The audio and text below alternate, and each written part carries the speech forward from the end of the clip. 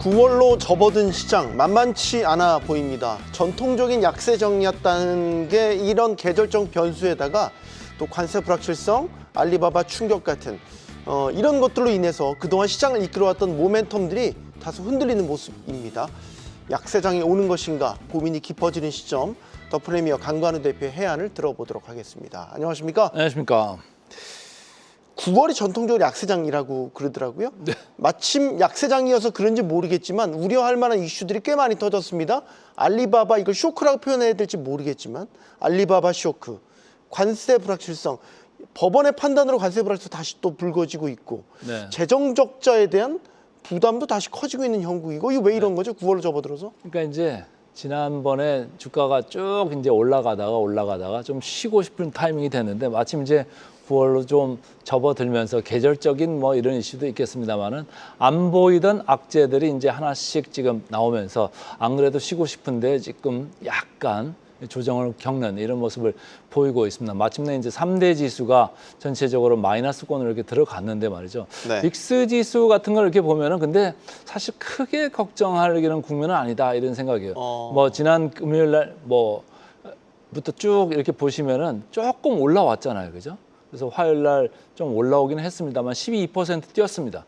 그렇지만 아직도 뭐 17 정도에 지금 와 있기 때문에 제가 항상 괜찮은 국면이 15다 이렇게 말씀을 드렸었는데 17은 아주 뭐 경미하게 조금 고개든 정도, 이 정도지 과거에 보였던 지난 뭐 4월에 볼 때는 어마어마하게 저렇게 스파이크가 나면서 위로 튀지 않았습니까? 이제 그런 국면은 아닌 것 같다. 거기에다가 이제 뭐 알리바바에서 또 칩 얘기가 나오면서 조금 우려가 있으니까 테크 쪽이 좀 쉬고 싶은 이런 생각이 좀 있었던 거 아니냐. 그래서 필라델피아 반도체 지수도 그렇고 엔비디아 나중에 말씀드리겠습니다만 그쪽이 조금 내려가다 보니까 S&P 500도 조금 이렇게 고개를 내리고 있다. 그래서 RSI 왼쪽에 밑에를 보시면은 RSI가 이제 S&P 500이 50 정도까지 지금 도달을 했어요. 이 네. 얘기는 뭐냐면 좀 쉬고 싶다, 좀 방어적으로 가고 싶다 이런 느낌이 좀 있는 모양이 지금 나타나고 있다. 제한적으로 말이죠. 그런데 제가 이제 공표 탐욕 지수 CNN 비즈니스에서 나오는 걸 계속 말씀을 드리지 않습니까? 네. 그걸 보시면은 여전히 62예요. 62라는 얘기는 뭐냐면 아직도 탐욕 단계에 있는 거예요. 저희가 계속 제가 일주일에 한 번씩 나올 때마다 말씀드리는 게 계속 뭐 65, 60 뭐 여기서 왔다 갔다 했고 지난번에 이제 59 정도로 한번 쭉 쳐졌었는데 여전히 62라고 하면은 시장에서 그렇게 많이 쫄아 있는 상태는 아니다 이렇게 읽으시면 돼요. 그래서 일단은 뭐 RSI도 50 정도로 도달했고 빅스도 조금은 고개 들었습니다만은 아직까지 크게 걱정할 단계는 아닌 게 지금 뭐 모두에도 말씀드렸습니다만은 S&P 500이 6,500 근처 왔다가 이제 6,400으로 약간 조정을 보이는 그런 정도. 그래서 일단은 크게 걱정을 하지 않으셔도 되겠다 이렇게 생각을 하고 있습니다. 네. 지금 시장이 그러면 기댈 언덕은 이제 금리나 연준이 금리를 내리는 것도 그냥 25bp 말고 50bp 막 이렇게 빅컷 이런 것도 지금 기대감이 몽글몽글 커지고 있는 것 같아요. 근데 제 개인적으로는 지난주에도 제가 말씀을 드렸는데 빅컷 가능성은 저는 뭐 개인적으로 좀 약하고 뭐 25bp 정도는 충분히 내릴 수 있다. 지금 뭐 CME 컨센서스도 92%의 확률로 이제 9월 달에 내릴 거다 이렇게 얘기를 하는 거고 다만 10월 달에도 또 내린다라는 이제 지금 컨센서스 형성이 돼 있습니다. 그러니까 9월, 10월 연속으로 해가지고 이렇게 이제 내릴 가능성이 있는 거고 지난번에도 말씀드렸습니다만은 내년 3월 안에 그러니까 지금부터 7개월이죠. 7개월 안에 요번에 금년 안에 2번 그리고 내년 초에 1번 그래서 3번을 내릴 거를 지금 시장에서 감안을 해가지고 지금 단기 금리가 형성이 돼 있다 이렇게 생각을 합니다. 그래서 최근에 뭐 연준 관련해 가지고 여러 가지 이제 뭐 안 좋은 이제 그 불협화음이나 노이즈 이런 게 많이 나오고 있습니다만 어쨌든 트럼프가 원하는 방향대로 가기는 갈 것 같다. 일단은 보험성 금리 인하라고 하더라도 25bp 정도는 일단은 좀 하고 갈 가능성이 크다 이런 생각을 합니다. 다만 이번에 이제 빅컷이 안 한다고 해서 또 뭐 실망이 나와서 뭐 성장주를 이제 걷다가 이제 매물을 갖다 내놓으면 할 말은 없는데 어쨌든 지금 금리 인하 사이클로 들어가는 초입에 있다 이렇게 읽으시면 좋을 것 같습니다. 네, 이런 가운데 또 불거진 게 재정 적자 우려예요. 이게 미국도 미국인데 유럽, 특히 이제 프랑스 재정 문제가 다시 불거지고 있어요. 이러면서 사실 국채 금리도 올랐거든요. 네. 그러니까 증시도 이제 사실 제약을 좀 받게 그렇죠. 되죠. 특히 뭐 장기 금리가 이렇게 올라가니까 네. 문제죠. 예, 그래서 30년 미국 국채 금리를 이렇게 보니까 이게 4.9대로 이렇게 올라가면서 10년물과의 금리 격차가 스프레드가 거의 70bp 정도까지 이렇게 벌어지고 있어요. 그래서 10년물이 조금 뭐 괜찮아지나 싶은 10년물도 4.2에서 4.2 후반으로 지금 딱 스파이크가 일어나면서 이제 걱정이 되니까 네. 안 그래도 쉬고 싶었던 성장주 쪽이 조금 쉬는 거죠. 엔비디아를 필두로 해가지고 좀 쉬었다 이렇게 읽으시면 되는데 뭐 이게 재정 이슈이기 때문에 이게 단박에 이렇게 해결될 것 같지는 않습니다. 그리고 최근에 조금 불거지고는 있어요. 근데 뭐 시장이 올라오다 보니까 야 이거 문제 생기는 거 아니야? 차익 실현을 하고 싶은 사람들한테 좀 빌미를 주는 게 아니겠느냐. 그래서 그 아까 제가 언급해 드린 금리 인하 사이클 대세에는 크게는 지장이 없을 거다. 단기적으로는 조금 우려가 들어오고 있고 그게 우리 주식시장 그리고 채권 시장에 다 반영이 되고는 있습니다만은 장기적으로 봤을 때는 이 또한 지나갈 수 있는 그런 악재가 아니겠느냐 이렇게 보고 있습니다. 네. 대표님께서는 알리바바 뉴스를 어떻게 해석하세요? 이게 딱 비교 대상이 딥시크 때잖아요.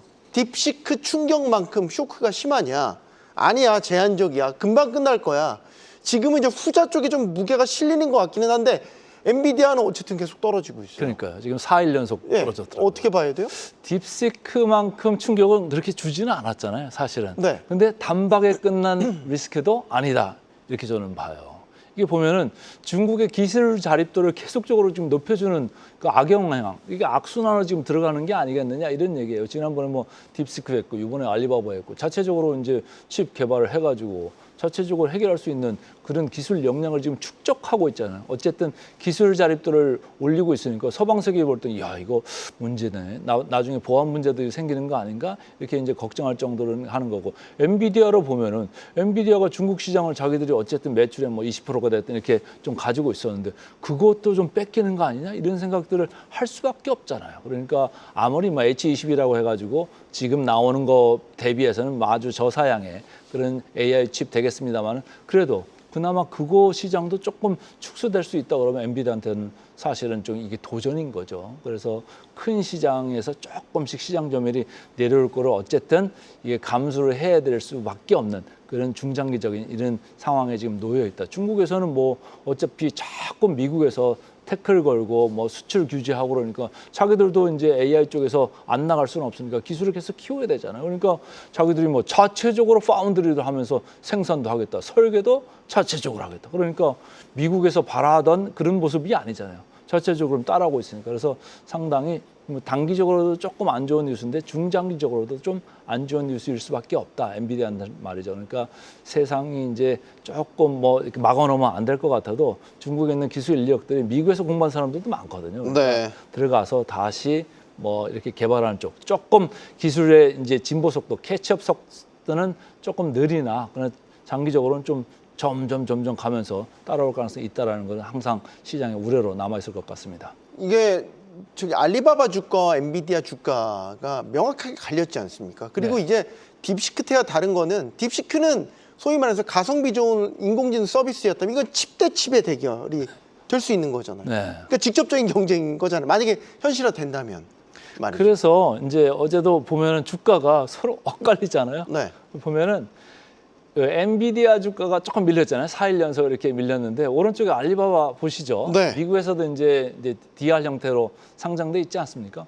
밑에서 보면 뻥 뛰어가지고 이틀 연속 강세를 보였어요. 이렇게 강세를 보였는데 10% 이상 올라갔어요. 근데 제가 항상 이제 보는 게 뭐 밸류에이션적으로 조금 이제 해석을 좀 해보면 말이죠. 선행 PER 이 차트를 한번 올려주시면 좋은데 엔비디아가 최근에 제가 계속 34배, 5배에 있다고 이렇게 말씀을 드렸댔었는데 이게 보면은 30배 정도로 제가 녹색으로 이렇게 표현을 했죠. 네. 30배 정도로 내려왔습니다. 이게 무슨 얘기냐면 이익이 더 날 거다라고 이익을 이제 상향 추정한 것도 있고 주가가 약간 빠진 것도 있고 그래서 두 개가 복합적으로 작용해가지고 30배 정도 이렇게 내려봤거든요. 근데 제가 알리바바는 이렇게 걷다가 쓰지는 않았습니다만 알리바바도 선행 PER이 16배예요.